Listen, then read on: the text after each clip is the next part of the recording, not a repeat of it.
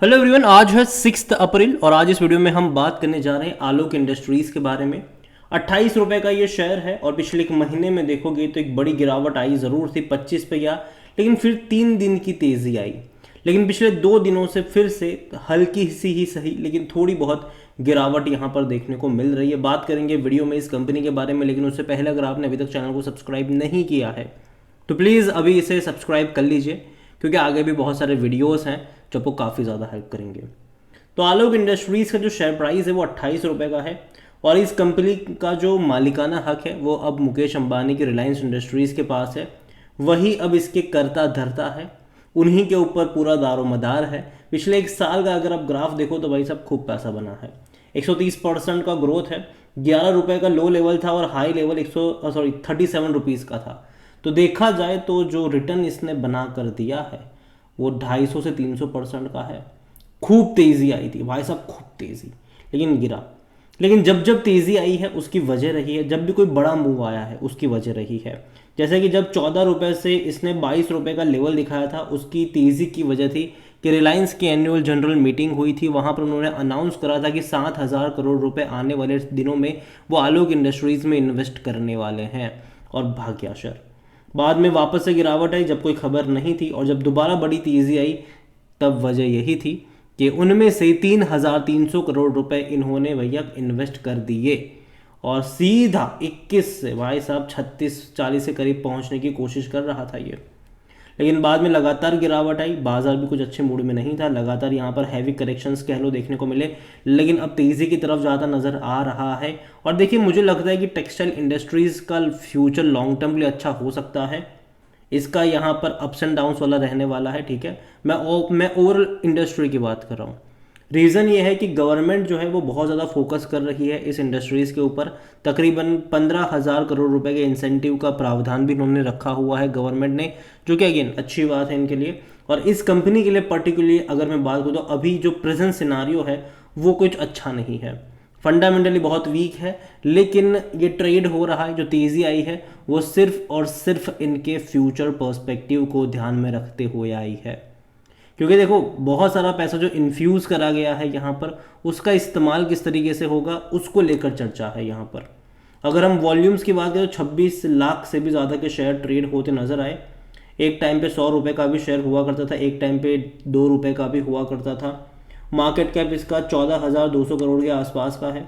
Company अगर हम देखेंगे तो देखिए, कंपनी डिविडेंड तो भूल जाओ कि आपको पे करेगा। रीज़न सिंपल सा है, कंपनी लॉस मेकिंग है, लगातार लॉस है। ये वो कंपनी है जो दिवालिया हो चुकी थी और भैया एनसीएलटी में से इस कंपनी को रिलायंस इंडस्ट्रीज़ ने खरीदा हुआ था। अगर आप वैल्यूएशन भी देखोगे तो आपको वो नेगेटिव में देखने को मिलेंगे, क्योंकि भाई साहब प्रॉफिट तो है ही नहीं यहाँ पर। और ये सबसे बड़ा बड़ा नेगेटिव पॉइंट, और सबसे बड़ा जो नेगेटिव पॉइंट प्रॉफिट की जगह लॉस है वो तो है, लेकिन रेवेन्यू में लगातार आता हुआ डिक्लाइन। पिछले 8 क्वार्टरों से लिए लगातार इनके रेवेन्यू घट ही रहे, बढ़े नहीं है। 2,140 करोड़ से 2,030 करोड़, फिर 1,190 करोड़, फिर 1,730 करोड़, फिर 1,721 करोड़, फिर 1,570 करोड़, फिर 1,415 करोड़, फिर 1,380 करोड़, फिर 1,255 करोड़। तो ये लगातार गिरा है इनका रेवेन्यू। प्रॉफिट देखो तो वो है नहीं, नुकसान ही नुकसान है, हर क्वार्टर में नुकसान है, लॉस ही लॉस है, और वो भी बड़े बड़े लॉस है। यहाँ पर देखो, पॉजिटिव चीज़ ये हो सकती है कि आने वाले टाइम में जो 7,000 करोड़ रुपए इन्फ्यूज़ होने वाले हैं इस कंपनी में रिलायंस की तरफ से, उसका इस्तेमाल ये कंपनी जो है वो 2 तरीके से कर रही है। पहला, एक्सपांशन के लिए, और दूसरा जो हाई डेट है ना उसको चुकाकर लो डेट ले रहे हैं ये। तो जाहिर सी बात है, जो ऐसा कर्जा जो लिया है हाई इंटरेस्ट पे, जो डेट इन्होंने उठाया है बाजार से, उसको चुकाने का इनका बड़ा प्लान है। और वाकई में अगर ये इसको करने में कामयाब हो जाते हैं तो मुझे लगता है कि अच्छी चीज़ होगी इस कंपनी के लिए। और अपने प्रोडक्शन को बढ़ाने के लिए एक्सपांशन करेंगे तो प्रोडक्शन ऑटोमेटिकली बढ़ेगा, उसके चलते इनके रेवेन्यू में आपको तेज़ी देखने को मिलेगी। और ये जो हाई इंटरेस्ट कॉस्ट वाला जो डेट है, अगर उसको ये लोग पे कर देंगे तो कहीं ना कहीं जो लॉसेस हो रहे हैं वो एटलीस्ट थोड़े से कंट्रोल में आ जाएंगे। और याद रखिए, अगर एक क्वार्टर भी ऐसा आ गया जहां पर चीज़ें बदलती नज़र आई, या फिर लॉस कम होता नज़र आया, या फिर प्रॉफिट में आते नज़र आए, तो कहीं ना कहीं पूरा गेम पलट जाएगा। यहाँ पर शेयर होल्डिंग को लेकर देखें तो जो प्रमोटर है उनके पास 75% की होल्डिंग है। प्रमोटर यहाँ पर 2 लोग हैं, एक तो है यहाँ पर 40% के आसपास का स्टेक है, वो है रिलायंस इंडस्ट्रीज़। दूसरा 35% के आसपास का जो स्टेक है वो जीएम फिनेंशियल्स के पास है। और अगेन वो भी रिलायंस का ही मान के चलो। यहाँ पर जो रिलायंस ने यहाँ पर 3,300 करोड़ रुपए जो इन्फ्यूज़ करे हुए हैं अभी हाल फिलहाल में, वो प्रेफरेंशियल अलॉटमेंट के जरिए इन्फ्यूज़ करे हुए हैं। बाकी का जो 3,700 करोड़ रुपए जो है वो बैंक से लोन के तौर पर ये लोग लेने वाले हैं। तो बैंक से अगर लोन के तौर पर अगर ये लोग लेंगे तो कहीं ना कहीं जो लो कॉस्ट वाला लोन है उसके ज़रिए ये मतलब ये लोग लेने का प्लान कर रहे हैं, ताकि हाई कॉस्ट लोन जो है उसको चुकाया जा सके। जहाँ तक आलोक की मैं बात करूँ, देखिए जब भी इसने बड़ी रफ्तार दिखाई है, करेक्शन आया है, फिर दोबारा दौड़ने के लिए तैयार हुआ है, तो जो 37 रुपीज़ से ये गिरकर 25 पे आया था, कहीं ना कहीं मुझे लगता है कि यहाँ से गिरावट रुकी ज़रूर है, वापस भागने की कोशिश करेगा। अगर आपके पास है तो मेरे हिसाब से बेचना तो नहीं चाहिए, होल्ड कर सकते हो लॉन्ग टर्म के लिए।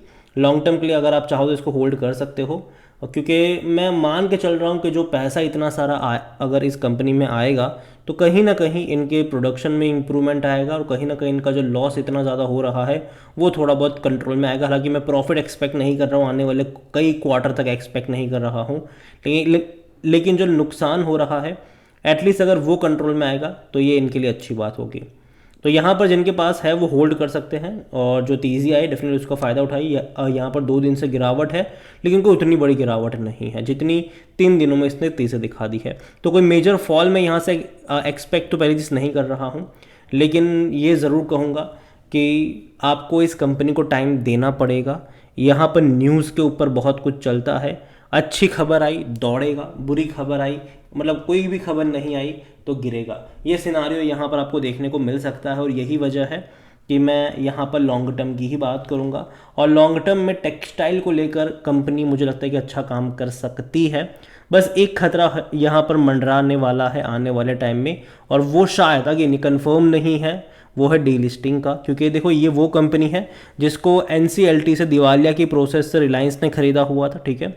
तो रिलायंस जब चाहे तब इसको डीलिस्ट करवा सकते हैं, जब उनका वो लॉक इन पीरियड टाइम ख़त्म हो जाता है तब वो इसको डीलिस्ट करवा सकते हैं। लेकिन अगेन जब भी ऐसा कुछ होगा एडवांस में पता चल जाएगा, तो उतनी ज़्यादा दिक्कत या फिर सोचने वाली भी यहाँ पर ज़रूरत मुझे महसूस नहीं होती है। लेकिन हाँ, एक यही खतरा यहाँ पर मुझे लगता है, बाकी का कोई उतना बड़ा खतरा में मतलब एज सच यहाँ पर नज़र नहीं आता है। उम्मीद करते हैं कि चीज़ें बेहतर हो इनके लिए, और जो पैसा इनको मिलने वाला है उसका अच्छे से इस्तेमाल हो और नंबर्स में इंप्रूवमेंट दिखे। बाय ऑन डिप्स का अप्रोच रख सकते हैं, लेकिन टाइम आपको देना पड़ेगा, क्योंकि ग्राफ जो है वो काफ़ी वॉलेटाइल रहने वाला है आने वाले कई महीनों तक। यहाँ पर बहुत बड़ी तेज़ी, बहुत बड़ी गिरावट ये आपको देखने को मिलेगा। लेकिन लॉन्ग टर्म का आउटलुक मेरे हिसाब से अगर डीलिस्ट नहीं करवाते हैं तो पॉजिटिव रहने के चांसेस बहुत ज़्यादा है। अगेन ये मेरा पर्सनल ओपिनियन है, कोई भी इन्वेस्टमेंट एडवाइस नहीं है, तो उसके बारे में ध्यान रखिएगा। वीडियो को यहीं पे एंड करता हूँ, पसंद आया हो तो लाइक करें, शेयर करें, चैनल पर अगर पहली बार है तो प्लीज़ सब्सक्राइब करें। और आलोक इंडस्ट्रीज़ के बारे में आप क्या सोचते हैं वो भी आप मुझे कमेंट में लिख के बता सकते हैं। Thank you.